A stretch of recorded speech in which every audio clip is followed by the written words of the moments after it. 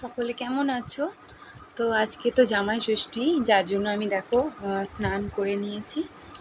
তো আমরা যাব, মানে আমি যাব, মানে সবাই মিলেই আমরা যাব, বাপের বাড়ি যাব এখন। আর তো মায়ের জন্য কি গিফট কিনেছি ওটা তোমাদেরকে আমি একটু দেখাবো।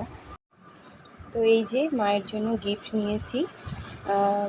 প্রত্যেক বছরই শাড়ি দেওয়া হয়, অন্য কিছুও দেওয়া হয়। তো এবছর ভাবলাম যে শাড়ি তো প্রত্যেক বছর দেওয়া হয়, তো এবছর একটু অন্য রকম কিছু যদি দেওয়া যায়। তো এই যে এখন যে ব্রেসলেট পলাগুলো উঠেছে, মানে সিলভারের মধ্যে রূপোর মধ্যে যে পলাগুলো উঠেছে, এই যে এইগুলো তো আমার খুব ভালো লেগেছিল দেখতে। আর জিনিসটা দিলে মানে থেকেও যাবে, এটা তো আর নষ্ট হওয়ার নয়।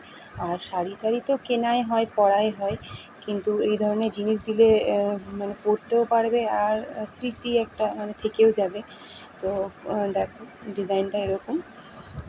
তো কেমন লাগছে জানিও।